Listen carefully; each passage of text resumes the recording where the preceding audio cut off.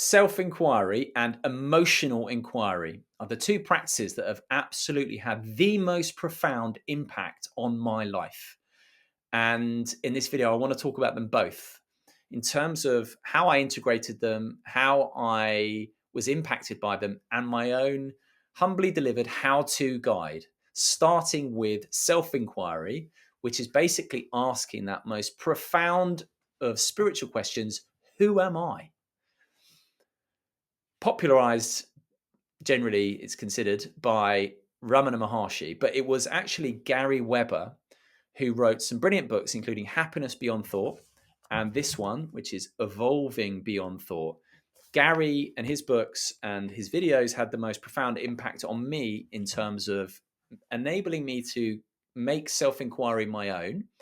Although when I had my shift on retreat, which I'll be talking about very soon, I again tweaked how I did self-inquiry because it was built around self-inquiry and the question, who am I, when I had my shift. So I'm going to talk about Gary, how he got me started on it, and then how I did it on retreat when things went pop. So Gary, a bit of background on him. He did thousands of hours of spiritual practice, and he said absolutely the key thing for him was self-inquiry. And he was doing one morning self-inquiry in a yoga pose. He came out of the yoga pose and his narrative mind, his ego, just basically disappeared. There was no more what he calls self-referential internal narrative, which is that voice focusing on I, me, my. What do people think of me? What's going to happen to me?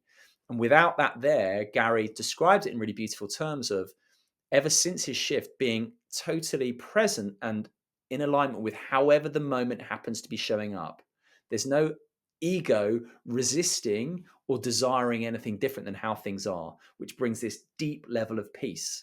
And that absolutely resonates with me, that sense of everything's okay. This moment is fine, rather than worrying about what's going to happen in future. And even as my patterns and triggers have come back to a certain degree, they come, but there's nothing for them to land on. And that's something else Gary noticed, that yes, he might get, for example, he talks about getting angry in traffic, but the anger would come and then subside. And so that's what I find with patterns. The patterns can come, but then there's nothing for them to land on and stick on. And that's the power of self-inquiry. And Gary had this checked out in an MRI at Yale University. And basically he went in, and if the ego has an address in the brain, it'd be the default mode network. And when long-term meditators go into an MRI, what they find is that when they meditate, their default mode network calms down, so their well-being and even bliss goes up. But with Gary, they put him in an MRI and they found that was his natural state, to be in this state of natural well-being and bliss. He didn't need to meditate for it. And that is the power of self-inquiry. It can get you to a place where pop, things shift. There is a kensho, there's an awakening. Now, Gary spoke about various questions for self-inquiry. He really liked, where am I? I really liked, when am I? So let me start with when am I? So if I ask the question, self-inquiry question, when am I? The mind can't answer it, because as soon as the mind pipes up with an answer, it's missed the moment, if you can call it that, that relates to the I. So when am I was a very powerful question for me. And what I would do is, and Gary talks about this, he says, most sessions begin with classical Zen breath, counting from 1 to 10 or 10 to 1, or breath awareness, followed by self-inquiry. So that's what I did. I would settle things down by following my breath in my belly. Then I would drop in the question. For me, the most powerful one was, when am I? The mind can't answer it, so it would just go still. And that stillness would become more pronounced and more enjoyable over time. For Gary Weber, his primary question was, where am I, that he played with. So for example, if I was to say, take your attention to the sensations of the soles of your feet. Now, you can't actually capture the sensations in words. We might try, but you can't really do it. There's just this isness to these sensations. But if you then question, where am I? Where is the I that is experiencing these sensations? Most people tend to think the I is located in the head behind the eyes. But if you take your attention to those sensations and then say, where am I, the I that is experiencing these sensations? It's clear that these are just thoughts. The sensations are experienced right where they are by themselves. So where am I is very powerful in that regard. So Gary's books really helped me, as I said, Happiness Beyond Thought and Evolving Beyond Thought, to really start to integrate self-inquiry into my practice.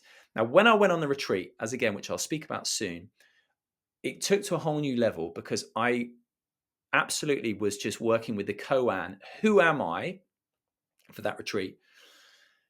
Only this time I was asking it really of the universe or the whole of my being. So I was asking the question, who am I? And listening to see what would come up. And this built such momentum over a short period of time that I could sense things were moving. Fear was coming up. I mean, really strong, almost terror was coming up, which is what prompted me, as I spoke about in my first Kensha video, to ask the universe to be gentle with me, which is when shortly afterwards things shifted. It's all me. And so that form of how to with self-inquiry of who am I, but not something to answer internally, asking the universe really and listening, who am I? And then things can absolutely change and shift when you listen with the whole of your being. So that's self-inquiry. That's waking up. Now, emotional inquiry is about cleaning up. And I did a Substack post about this last week. And I got this really interesting message from a guy who is really something of a Buddhist scholar. And he says this is actually in alignment with the Buddha's teachings around dealing with our samskaras, our patterns that get laid down early, that are out of alignment with truth. I didn't know that, and I found that to be very interesting to hear. But this is my take on emotional inquiry, which I've been doing for a long time and really is the most important practice I've done both before and after awakening. And I help people with this. This is really, really important stuff that I think doesn't really get well dealt with by most of spirituality. And I'll explain why.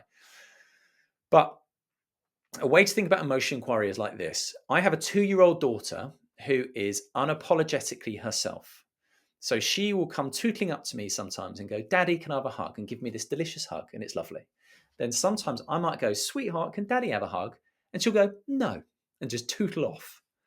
No shame, no guilt. So she's unapologetically herself. And it's so beautiful because there's no desire to control how she's perceived. There's no manipulation. She just is completely authentic and intuitive in her way of being.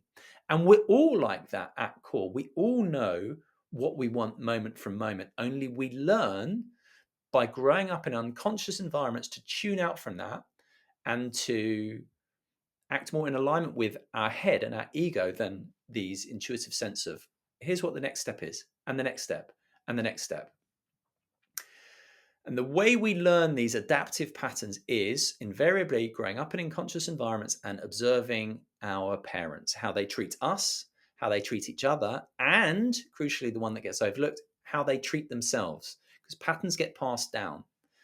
So a couple of examples of this would be, number one is something I absolutely have experienced in my own life and I see with everyone is we learn early on to avoid big feelings by coming up into our head. It's the first avoidant pattern we all seem to learn. And my take is, we grow up in environments where we're not shown how to be consciously with big feelings to allow them to pass through. And instead we come up into our head. And it's by coming up into our head, we start to get afraid of feelings. We don't like feelings. We resist feelings. We avoid feelings. And that's where this split happens. So the first thing is about moving from the head, coming to our feelings. Now, an adaptive pattern that could have been laid down would be putting other people's needs before our own. Now, my daughter doesn't do that, but lots of us learn to do that for various reasons. We might have a parent that, overshares their emotional challenges when we're young. So we learn to caretake for our parent, or we might have a parent with a bit of a narcissistic tendency whose demands that their needs are put first. Or we might have a parent who is something of a people pleaser themselves. We observe that and we pick up that pattern. So there are various ways we can become, for example, people pleasers. And being a people pleaser, which is putting other people's needs before your own, can seem like loving behavior. But people pleasing is actually trying to control how you are perceived by others. And it's not sustainable. It takes so much energy to be a people pleaser. And you'll often hear people described as, oh, they're so selfless. But being so selfless in that way comes at a huge energetic cost. So how would we do some emotional inquiry around that? Well, first of all, you would come to the feeling of recognizing where we, for example, say yes rather than no. And there will be an emotional, energetic contraction around that. Cutting the narrative in the moment that's explaining why we say yes rather than no. There'll be a way that we justify it or rationalize it, coming to the contraction itself. And as you really inquire into this contraction, rather than just accepting it or allowing it, having an interest, gently inquiring into it, having a curiosity, then what can happen is an image or memories can come up where we see where this pattern got laid down early on in life. And we can see how we misperceived that, that period of time when we were younger, and what we needed at that time that we didn't get from the people around us. Then we come to the present moment and we inquire, in what way are we still not giving ourselves, or this frozen part of us, what we needed then? And what way are we repeating that pattern now by, for example, saying yes rather than no, and being in alignment with what we really want?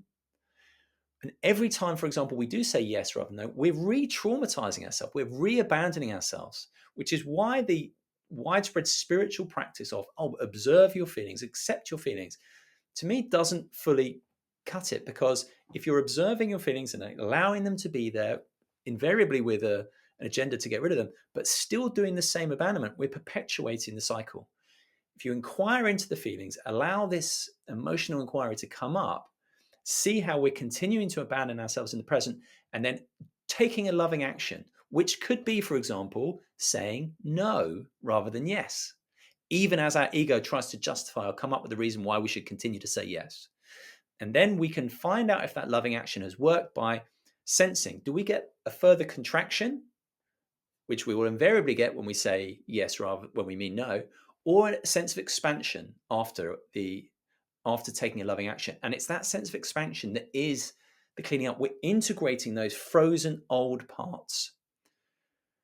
And since my shift, this has become so refined for me, because little codependent patterns that were easy to brush off and think, it doesn't matter, I can't do them anymore.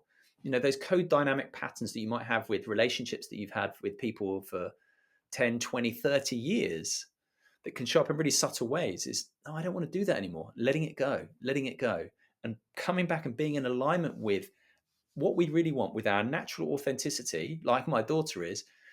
And that is what allows us to be so centered. And that's why loving is centered. It's not self-abandoning. And the thing about emotional inquiry is the two best places for it are, number one, in relationships, because relationships are like a mirror that show us where we have these abandoning patterns invariably. But it can also be difficult to spot these on our own, which is why in, for example, coaching sessions, it can be really helpful, because they are the lens through which we see the world. And I'm very good, even if I so say myself, at spotting where these patterns show up by listening to the language people use, the situations they describe, the body language of contraction when talking about certain things, because then we can feel into that and see how we are perpetuating these self-abandonment patterns. So that's emotional inquiry in a nutshell. And it's incredibly powerful work. And I'm so pleased that I've been doing that for 13 odd years and continue to do it in ever more refined ways. But I help people pre and post awakening with the emotional inquiry stuff. And then there's the self-inquiry too. So self-inquiry and emotional inquiry, as I said, the two most profound practices I've done. I'd be delighted to hear your thoughts on both of them. Please do drop any questions or thoughts you have in the comments below. And all that remains is for me to say, sending you love wherever you happen to be in the world. If you resonate with what I share about awakening, self inquiry, and emotional honesty, I want to share a few words about my coaching. I work with people one to one who are drawn to this path of waking up, growing up, and cleaning up, as they say, through deep presence, through self inquiry, through emotional inquiry. I meet people where they're at, and deep transformation is absolutely possible. Now, I've been quietly growing this side of my work, and sessions are filling up fast. So I may have to soon phase out consultations, particularly with the group work and the retreats I'm going to be focusing on in 2026. But if this speaks to you, book a consultation via the link down below. Let's meet, let's talk, and let's see if I can help.